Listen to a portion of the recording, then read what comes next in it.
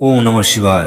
जय माता पार्वती। आप सभी भाइयों बहनों को हरतालिका तीज पर आप सभी को मेरी तरफ से हार्दिक शुभकामनाएं हो। तो दोस्तों आइए जानते हैं इस व्रत को रखने का समय और कौन से दिन को मनाई जाएगी और इस अगस्त 2025 में किस दिन और किस तारीख को है।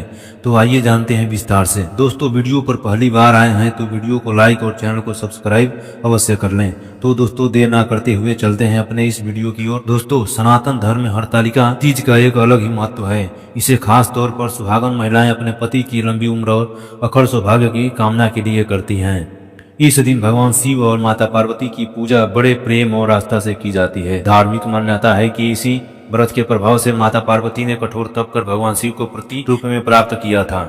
यही कारण है इस व्रत को बेहद पवित्र और फलदायी माना जाता है। व्रती महिलाएं इस दिन निर्जला उपवास रखती हैं और दिन भर भक्ति में लीन रहती हैं। पूजा के लिए और पूजा के दौरान विशेष भोग बनाए जाते हैं और भक्त पूरे मन से शिव पार्वती को अर्पित करते हैं। चलिए जानते हैं इस साल का शुभ मुहूर्त और भोग भोजन। हरतालिका तीज केवल एक धार्मिक अनुष्ठान नहीं बल्कि पति पत्नी के रिश्ते को और मजबूत करने का प्रतीक है। मान्यता है कि इस व्रत को करने से दाम्पत्य जीवन में सुख शांति आती है और मनोकामनाएं पूरी होती है। इस दिन महिलाएं सुंदर वस्त्र गहने और मेहंदी लगाकर पूजा करती हैं। शिव पार्वती की कथा सुनना और मन में उनका स्मरण करना इस व्रत का महत्वपूर्ण हिस्सा है। इस साल हरतालिका तीज 26 अगस्त को मनाई जा रही है। हिंदू पंचांग के अनुसार तृतीय तिथि का प्रारंभ 15 अगस्त को दोपहर 12:35 बजे से होगा और इसका समापन 26 अगस्त को दोपहर 1:55 से होगा।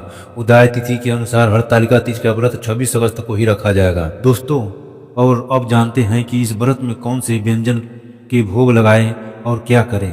राजस्थान और उत्तर भारत में प्रसिद्ध घेवर तीज के दिन खास तौर पर बनाया जाता है। घी में तला हुआ शहद और चीनी की चाशनी में डूबा घेवर माता पार्वती को अर्पित किया जाता है। मान्यता है कि यह भोग वैवाहिक जीवन में मिठास और सुख बढ़ाता है। इस व्रत में भगवान शिव और माता पार्वती को मिठाई और खास व्यंजन का भोग लगाया जाता है। इनमें से कुछ लोकप्रिय भोग इस प्रकार हैं।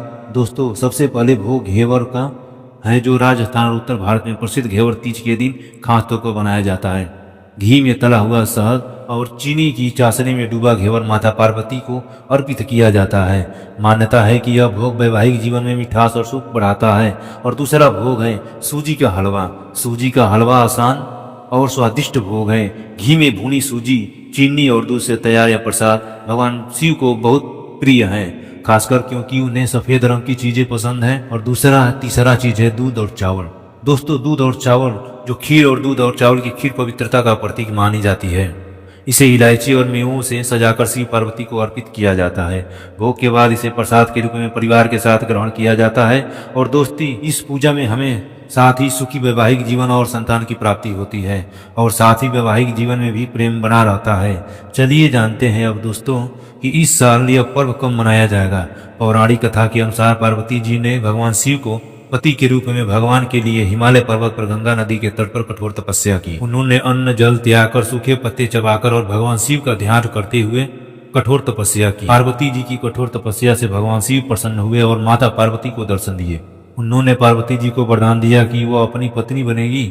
इस कठोर तपस्या और व्रत के कारण ही यह व्रत हरतालिका तीज के रूप में मनाया जाता है। यह व्रत सुहागन महिलाओं के लिए अखंड सौभाग्य है और सुख समृद्धि का प्रतीक है। कुंवारी कन्याएं भी मनचाहे वर की प्राप्ति के लिए यह व्रत रखत है। हरतालिका तीज का महत्व अब जानते हैं। यह व्रत महिलाओं के लिए सौभाग्य और सुख समृद्धि का प्रतीक है।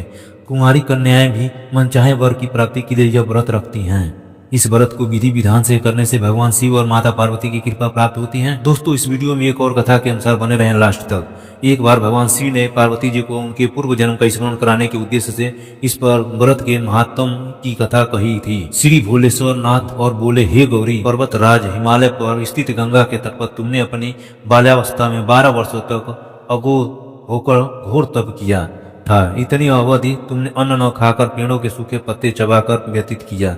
माघ की विकराल शीतलता में तुमने निरंतर जल में प्रवेश करके तप किया। वैशाख की जल देने वाली गर्मी में तुमने पंचाग्नि से शरीर को तपाया। श्रावण मास की मूसलाधार वर्षा में खुले आसमान के नीचे बिना अन्न जल ग्रहण किए समय बीतता गया, क्योंकि तुम्हारे पिता तुम्हारी कष्ट सत्या और तपस्या को देखकर बड़े दुखी होते थे। उन्हें बड़ा कलेश होता था। एक दिन तुम्हारी तपस्या तथा पिता के कलेश को देखकर नारद जी तुम्हारे घर पधारे। तुम्हारे पिता ने हृदय से अतिथि सत्कार करके उनके आने का कारण पूछा। नारद जी ने कहा, गिरिराज, मैं भगवान विष्णु के भेजने पर यहाँ उपस्थित हुआ हूँ। आपकी कन्या ने बड़ा कठोर तप किया है, इससे प्रसन्न होकर वे आपकी सुपुत्री से विवाह करना चाहते हैं। इस संदर्भ में आपकी राय जानना चाहता हूँ। नारद जी की बात सुनकर गिरिराज गदगद हो उठे। उनके तो जैसे सारे कलेश ही दूर हो गए। प्रसन्नचित होकर वे बोले, श्रीमान, यदि स्वयं विष्णु मेरी कन्या का वर्ण करना चाहते हैं तो भला मुझे क्या आपत्ति हो सकती है? वे तो साक्षात ब्रह्मा है। हे महर्षि, यह तो हर पिता की इच्छा होती है कि उसकी पुत्री सुख संपदा से युक्त पति के घर की वो लक्ष्मी बने। पिता की सार्थकता इसी में है कि पति के घर जाकर उसकी पुत्री के घर से अधिक सुखी रहे।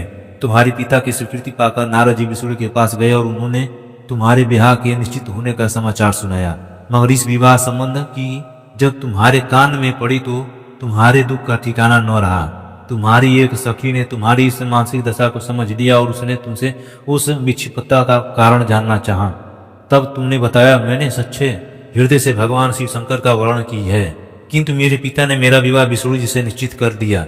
मैं विचित्र धर्म संकट में हूँ, अब क्या करूँ? प्राण छोड़ देने के अतिरिक्त अब कोई भी उपाय शेष नहीं बचा है। तुम्हारी सखी बड़ी ही समझदार और सूझबूझ वाली थी। उसने कहा, सखी, प्राण त्यागने का इसमें कारण ही क्या है? संकट के मौके पर धैर्य से काम लेना चाहिए। नारी के जीवन की सार्थकता इसी में है कि पति रूप में हृदय से जिसे एक बार स्वीकार कर लिया, जीवन प्रयत्न उसी से निर्वाह करें। सच्ची आस्था और एक अनिष्ठा के संक्षेप में तो ईश्वर को भी संपन्न करना पड़ता है। तुम्हें घनघोर जंगल में ले चलती हूँ, जो साधना स्तरित भी हो और जहाँ तुमने और तुम्हारे पिता तुम्हें खोज भी न पाए, वहां तुम साधना में लीन हो जाना। मुझे विश्वास है कि ईश्वर अवश्य ही तुम्हारा सहायता करेंगे। तुमने ऐसा ही किया। तुम्हारे पिता तुम्हें घर पर पाकर बड़े दुखी तथा चिंतित हुए। वे सोचने लगे कि तुम जाने कहाँ चली गई। मैं विष्णु जी से उसका विवाह करने का प्रण कर चुका हूँ। यदि भगवान विष्णु बारात लेकर आ गए और कन्या घर पर न हुई तो बड़ा ही अपमान होगा। मैं तो कहीं मुंह देखने के योग्य भी नहीं रहूंगा।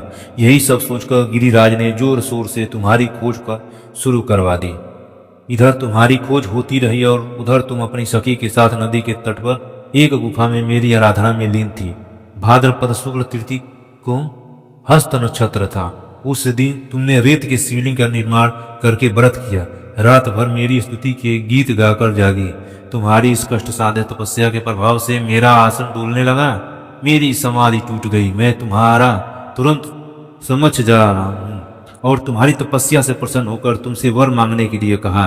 तब अपनी तपस्या के फल स्वरूप मुझे अपने समझ पाकर तुमने कहा, मैं हृदय से आपको पति के रूप में वर्ण कर चुकी हूँ। यदि आप सचमुच मेरी तपस्या से प्रसन्न होकर आप यहाँ पधारे हैं तो मुझे अपनी अर्धांगिनी के रूप में स्वीकार कर लीजिए।